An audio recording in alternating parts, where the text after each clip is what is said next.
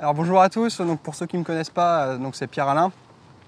Pour les plus intimes, Pam. Donc là on se retrouve aujourd'hui sur un de mes terrains de jeu favoris, la rivière. Là en l'occurrence on est sur la Saône, sur un secteur un peu urbain entre guillemets. Alors pour vous expliquer, moi je suis arrivé vendredi soir après le boulot. Je suis arrivé en fait pour commencer à mettre la pêche en place. Je suis allé repérer un petit peu un spot que je connaissais pour voir si à tout hasard il y avait des poissons. Sachant que la fraie est terminée depuis quelques semaines, je me suis dit que le poste c'était un poste après fraie et qu'il pouvait y avoir quelques regroupements de poissons. J'ai commencé à mettre des appâts directement sur les spots que je connaissais, donc sur une petite tache au niveau d'un haut fond. J'ai mis des appâts dessus. Et je suis allé pêcher un petit peu plus en amont sur un autre poste que je ne connaissais pas vraiment. Mais j'ai mis 2 cannes sur ce poste. J'ai fait du poisson tout de suite. Et ensuite le samedi, le lendemain, je suis allé redistribuer des appâts. Le matin j'ai vu des poissons. Du coup j'ai déménagé, il était minuit. Je suis arrivé sur ce poste-là sur lequel on est avec Lilian. J'ai posé juste une canne pour voir si je pouvais déclencher une touche. Donc j'ai posé ma canne, il était sur les coups d'1h du matin et j'ai déclenché une touche, il était 5h du matin, pardon. Donc plutôt confiant. Et ensuite, arrivé le dimanche, c'est là où j'ai vraiment mis en place la pêche. J'ai placé toutes mes cannes. J'ai donc commencé par faire une première touche dans les nénuphars. Malheureusement, le poisson il s'est dépiqué. Ensuite, j'ai fait un silure sur un second spot et sur les coups de minuit, sur la tâche que j'avais amorcée pendant 2 jours, là j'ai refait une carpe, une commune dans les 6-7 kg que j'ai relâché directement. Donc Lilian est arrivé, on a regardé les spots que je pêchais. Donc pour vous expliquer, en fait j'ai une canne qui pêche des voitures immergées. Ensuite j'ai une seconde canne qui pêche au niveau d'un pylône juste derrière le plateau pour en fait intercepter les poissons qui longeraient potentiellement le plateau. Ensuite j'ai une canne posée sur le plateau dans la tâche que j'ai amorcée. Et ce matin en faisant un petit peu de repérage, j'ai repéré au niveau de la pile de pont qu'il y avait potentiellement en fait des marques de passage de poissons. Et là j'ai décidé de poser une 4e canne. Quand j'ai déposé mes montages sur 3 de mes cannes, j'ai disposé des gros backleads. Pour d'une part, en fait, il y a quand même pas mal de passages de navigation entre les péniches qui passent au loin, qui peut potentiellement faire décaler les montages avec les herbiers qui dérivent, et également les avirons qui passent très près de moi. Donc j'ai disposé des gros backleads au fond de l'eau, sauf la canne au niveau des voitures immergées. J'ai pas mis de backlead d'une parce que pour pas que le fil en fait frotte sur la voiture. Ce que j'ai fait, c'est que j'ai déposé mon montage. La voiture, il y a les roues qui sont un petit peu en l'air, il y a un herbier qui est sur le côté. J'ai passé le fil au niveau de l'herbier pour en fait former un coude et après revenir au niveau de mon pic pour que le fil ne frotte pas sur la roue et sur potentiellement les dressènes qu'il peut y avoir le long de la voiture. Donc là on va parler un petit peu de la technique et des montages que j'utilise. Alors moi c'est tout simple, en rivière déjà j'aime pêcher avec des matériaux costauds. Et puis simple en fait, je veux que mon montage il soit posé et qu'il présente bien. Donc du coup j'utilise sur les 4 cannes, 4 Ronnie Ring, donc les spinners. 2 vont être équilibrés avec un wafter et une pop-up et 2 autres vont être en pop-up. Les montages en pop-up vont être posés. Donc le premier montage va être posé au niveau des voitures immergées. Entre les herbiers sur une petite tache, on a les voitures, on a des gros galets et juste après les gros galets on a une petite tache de gravier et donc là j'ai posé mon montage. Ensuite la seconde canne, donc là ça va être le pylône, donc dans le contrebas en fait des herbiers, dans la cassure. Donc là je suis dans 2,50 m, 2,60 m, toujours à proximité d'herbier également. Donc là mon montage il va être présenté avec un montage équilibré, donc un wafter et une petite pop-up pour alléger le tout. Le montage qui va être disposé dans les herbiers sur le plateau au milieu des nénuphars, donc là ça va être également une pop-up avec une grosse pierre pour que le montage en fait reste pêchant avec le passage des péniches, etc. Je veux que ça pêche. Et pour terminer, au niveau donc, de la pile de pont.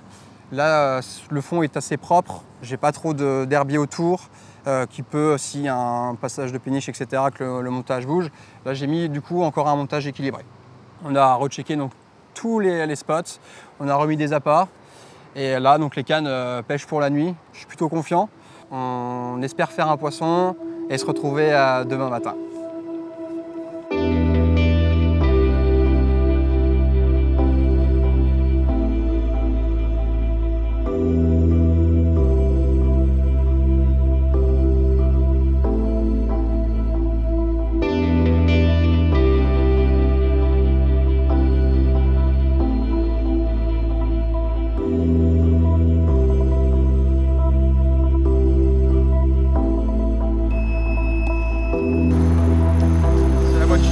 Moi, c'est un glane.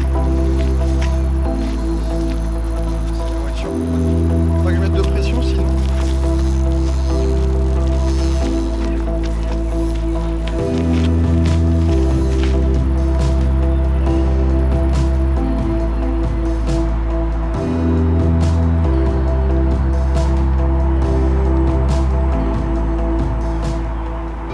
Et voilà, premier poisson de la soirée. Donc là, poisson capturé au niveau des voitures immergées sur un montage pop-up comme je vous l'ai expliqué auparavant. Tip top, un beau poisson de Saône, nickel, au top.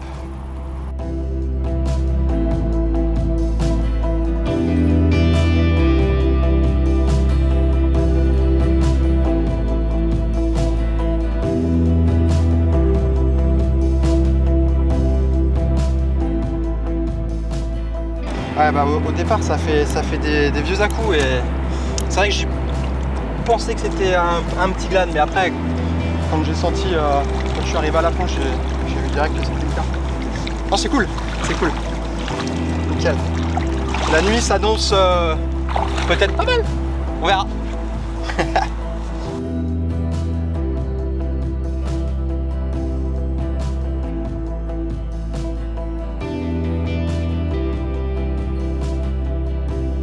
Bonjour, alors là je vais vous montrer comment on découpe des petites boulettes en coton.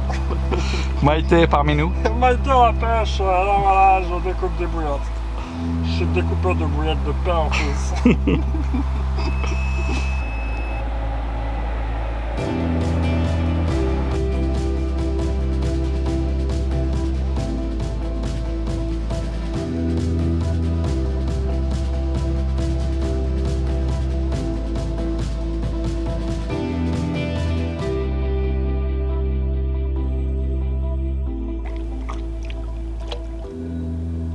Sous le bateau. Ah, c'est cool. Bah ouais.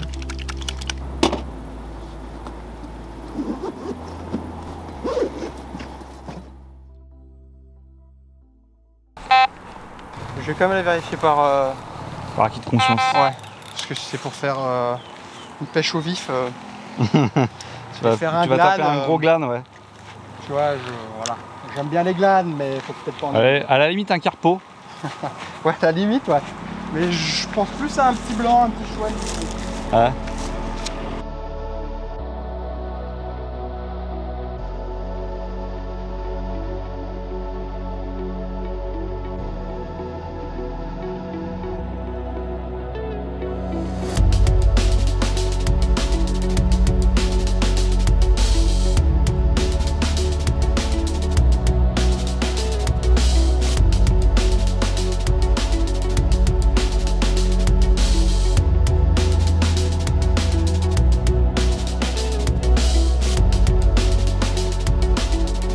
Voilà, deuxième jour, petit débrief.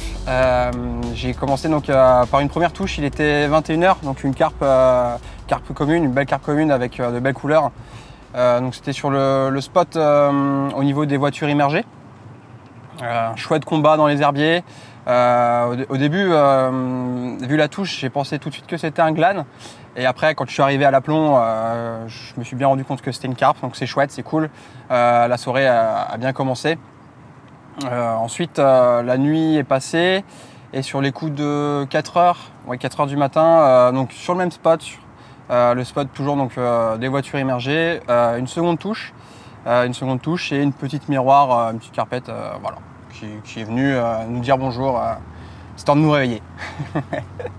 Donc la carpe, on l'a relâchée directement. Voilà. Ensuite, il ne s'est plus rien passé de toute la matinée.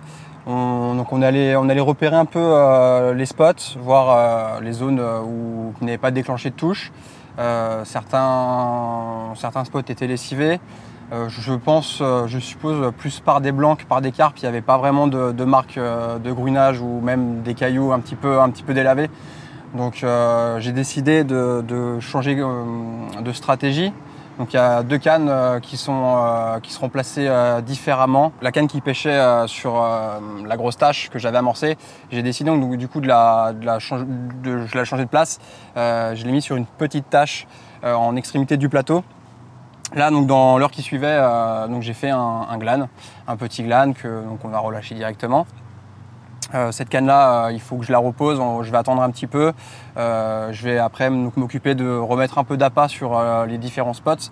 Les cannes pêche là pour la nuit, on ira juste jeter un petit coup d'œil avec l'aquascope, voir, vu qu'il y a des passages de péniche, etc., voir si les montages, les appâts ont un peu bougé. Et après, on s'adaptera en fonction.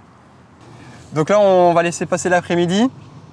On a un petit peu le temps, je vais pouvoir vous présenter un petit peu mon montage que j'utilise là sur la rivière. Un montage que j'affectionne plutôt bien, qui me réussit ces derniers temps, que j'utilise depuis très peu, il faut l'avouer, mais j'en suis bien convaincu et bien satisfait. Voilà.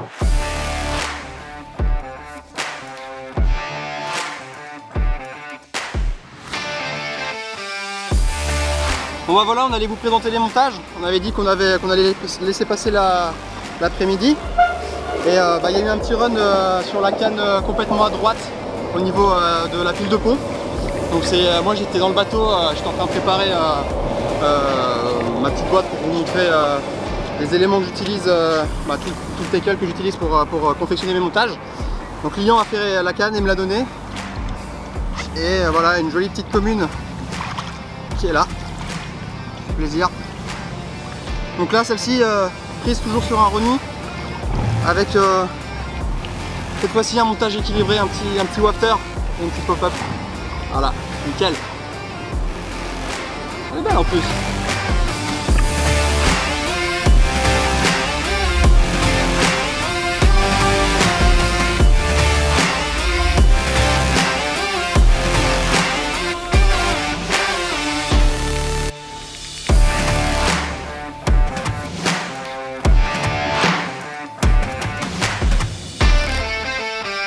Du coup, je vais profiter pour vous présenter un petit peu le montage que j'utilise pendant cette session. J'utilise donc le Ronnie Ring. Là, on est en rivière. On a besoin d'utiliser des matériaux costauds. Donc, j'utilise le Outline Fluoro. J'utilise à peu près 30 à 40 cm.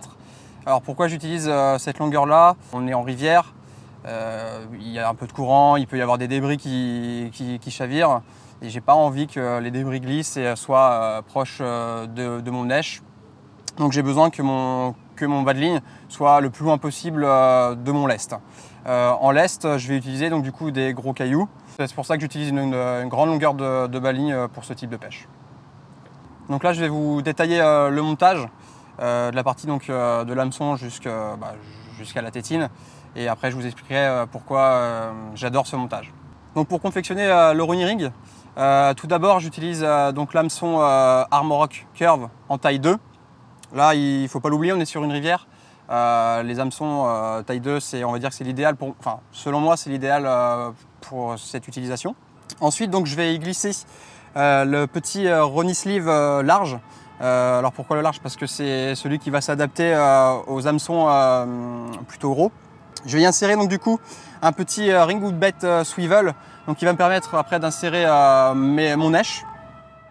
Et pour terminer, donc le Super Grip Hook Bead. Donc l'intérêt de mettre le Super Hook Bead, c'est tout simplement pour stopper le petit émerillon et d'avoir une certaine liberté en fait sur lèche.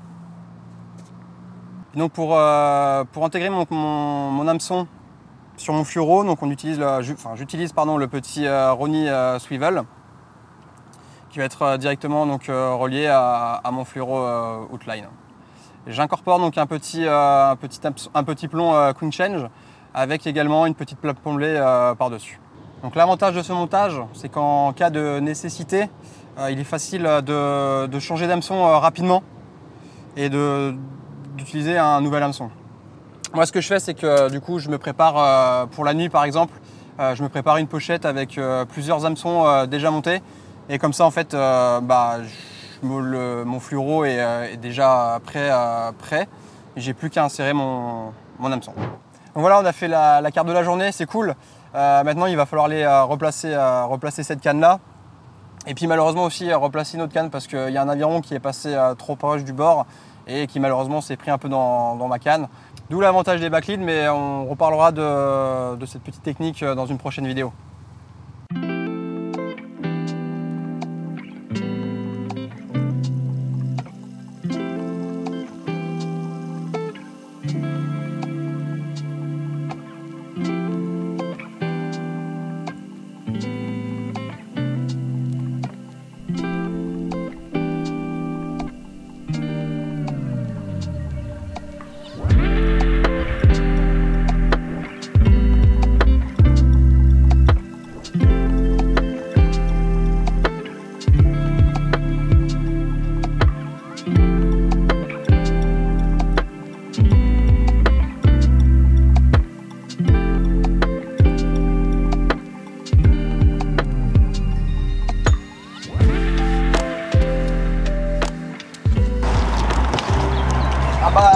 Mes chaussettes, elles étaient sèches, elles vont plus l'être. Voilà, donc la session touche à sa fin. Petit bilan de la nuit. Bon, ça a été plutôt relativement calme. S'en est suivi donc d'un orage qui a duré une vingtaine de minutes avec une bonne pluie ce matin et une touche quelques heures après. Malheureusement, le poisson s'est dépiqué à la touche. C'est dommage, pourtant le lest était parti. Il y avait tout pour faire ce poisson, mais je pense mal piqué, je ne sais pas. C'est dommage, je suis un peu déçu. Donc là, maintenant, il est temps de tout plier et puis de rentrer chez soi. Voilà, bilan de la session, plutôt content. Des touches, des poissons. Malgré le fait qu'il y ait eu de grosses chaleurs, des pointes à 32, il me semble. J'ai pas mal transpiré. Il a fait chaud. Il faisait chaud dans la tente, j'ai l'impression d'être dans mon hammam. Et le débit de la saune qui était relativement calme, voire inexistant, n'a pas facilité la tâche, mais on s'en est plutôt pas mal sorti, c'est cool. Voilà. J'espère que cette petite vidéo vous aura plu. Moi en tout cas c'était une première devant les caméras. Pas évident au début, mais au final à la fin ça se passe plutôt bien. Je vous dis à bientôt. N'hésitez pas à nous suivre sur les réseaux, que ce soit Instagram, Facebook et sur la page Avid Carp France sur YouTube pour plus de contenu vidéo. Allez, à bientôt. Parfait.